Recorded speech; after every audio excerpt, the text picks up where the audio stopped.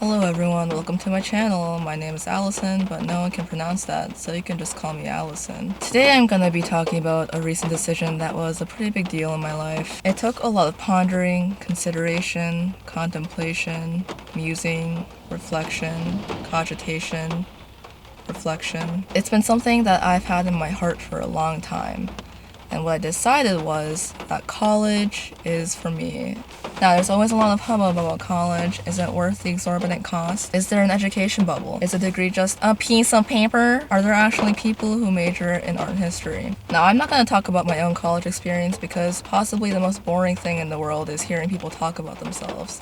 So I'll be talking about someone else. One of the most prominent critics of college is Peter Thiel, who, if you don't know, is an entrepreneur. He founded PayPal. He's a libertarian, and he has 2 degrees from Stanford. In the Washington Post opinion article, he asserts that college is just an investment bubble, an insurance policy that validates the already validated elite. Quote, "Don't outsource your future to a big institution. You need to figure it out for yourself." For many occupations, you just have to go to college. That's a given. But let's break his argument down. Is he saying that dropping out is the way to go? Not really. He acknowledges that successful dropouts like Steve Jobs and Bill Gates and Mark Zuckerberg are successful not because they dropped out of college, but because they did something different. Not like other dropouts. Coincidentally, Gates and Zuckerberg, I don't know about Jobs, but they praise the virtues of higher education and they encourage young people to finish their degrees. And I wonder if their companies often hire people who don't have college degrees. So Thiel's whole thing against college is that going to college doesn't affect your entrepreneurial ability. But the evidence does not support this. Most well-known entrepreneurs conceived their idea in college, did initial development of their idea in college, and met their co-founders in college. Does the fact that these entrepreneurs' degrees didn't directly contribute to their success take away from the value of their college experience? I don't think so. On a higher level, Thiel could be suggesting that if you're already smart and capable, then college is pretty much useless for you. And the common sentiment is that college doesn't adequately prepare its graduates for the modern workplace. There actually are studies that show that a shocking portion of college graduates, I think it's about 50%, don't improve their critical thinking skills, their reasoning skills, or their writing skills throughout their 4 years at college. And is this true? I don't know, and it doesn't really matter. Everyone knows that college grads get paid more. There's a college premium. Even in jobs that don't require college degrees, like retail salespeople or restaurant managers, college graduates get paid more than those with just a high school diploma. There's even a premium for people who have gotten some college done but didn't graduate. It's a smaller premium, but still there. So people want to hire college graduates. Who knew? So what about this whole education is a bubble thing? This is another thing that doesn't matter because even if there were a bubble, it's the longest lasting bubble of all time. Here's something from the previous Stanford provost, John Etchemendy. College graduates have earned more than high school grads as long as comparative wage data has been available, and for the most part, it has steadily widened as technology has become a more essential part of the workplace. And this is no accident. Technology's invention, operation, and maintenance requires high-level skills obtained through education. So it really doesn't look like the bubble's gonna pop anytime soon. So what about the most compelling argument, that college is just not worth the cost? To me, this is, like, the only sort of valid argument against college.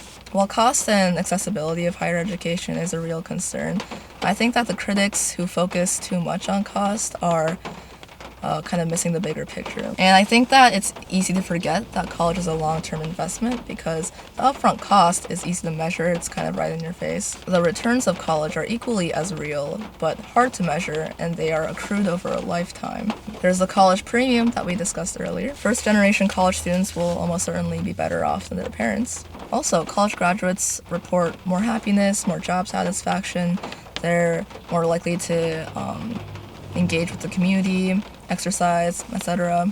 And while many college graduates spend years and years paying off their student debt, the average return on investment for a college degree is about 15% over the past 20 years. And for comparison, the average ROI for the US stock market is 7%. So basically, all Thiel is saying, in a very convoluted way, is that conforming is bad. He says critics of college are cast as heretics endangering the flock, but our greatest danger comes from the herd instinct that drives us to competition and crowds out difference. Well, you all know how I feel about conforming and convention. I fucking love it. But why is following the flock inherently a bad thing? Systems are in place because A, they, for the most part, work, and B, they work for most people. And also, how does going to college where you choose your specializations based on your interests make you a mindless follower? So I think this is just contrarian shenanigans, rich people trying to be pathetically edgy and not like other girls. And this seems to be a common theme in arguments against college besides cost, that by doing what's conventional and maybe following what's expected of you, then you're following a formula, and that is super lame. Like, if you want to be an individual in this world, be a crackhead, die, I don't know, you just can't. And if you believe these critics too earnestly, then you might drop out of college because you falsely dichotomized the wonderful privilege of going to college and artistic freedom, pursuing your passions, and dropping out of college for this reason doesn't make you seem wise, quirky. Rather, it makes you seem like you're mind-bogglingly unaware of your own privilege, and it makes you seem like you only read Huffington Post articles, and even worse, LinkedIn posts that back up your own opinion. Also, dropping out of college because you don't think you'll use your first-year classes in your career. Bitch, do you think I'm gonna ever think about Management 1001 again?